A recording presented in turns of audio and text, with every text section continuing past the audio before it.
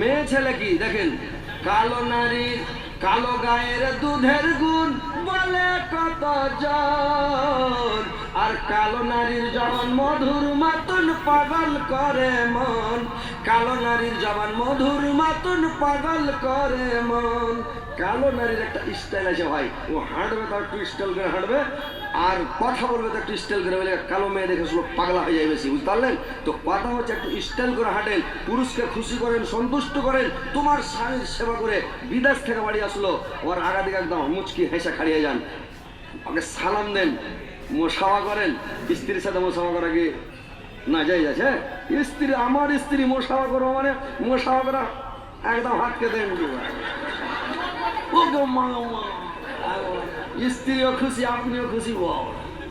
ছ মাস লম্বাস থেকে বাইরে থেকে বিদেশ থেকে বাড়ি আসলে মন ফ্রি হয়ে লাগবে নাকি? তো স্ত্রীকে স্বামীকে খুশি করতে হবে, সন্তুষ্ট করতে হবে, স্বামীটার সেবা তাবেদারি করতে হবে স্বামীকে। স্বামীকে খুশি রাখেন মায়েরা আমার, বোনের আমার, তাহলে তোমার স্বামী।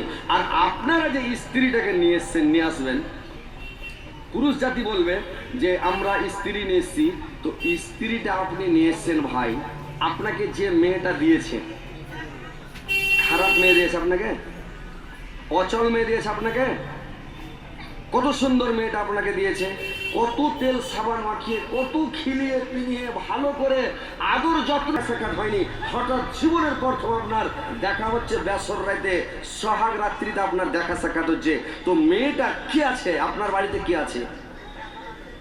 অন্য বাবার বাড়ি থেকে চলে এসেছে,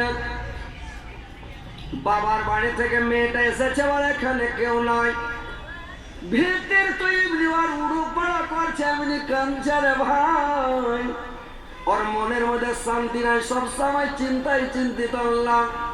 আমার বাবা বিয়ে দিল, জানি না শুনি না, কোনো খবর নাই। আমার স্বামী আজরাইলের মতন হবে না, কি না জাল্লাদের মতন হবে না, কোনো একটা ভালো মানুষের মতন হবে আল্লাহ। আমার শাশুড়ির মেজাজটা যে কেমন হবে আল্লাহ তুমি জানো, আমি জানি না। আমার শ্বশুরের মেজাজ কেমন, রাগ কেমন আল্লাহ আমি জানি না।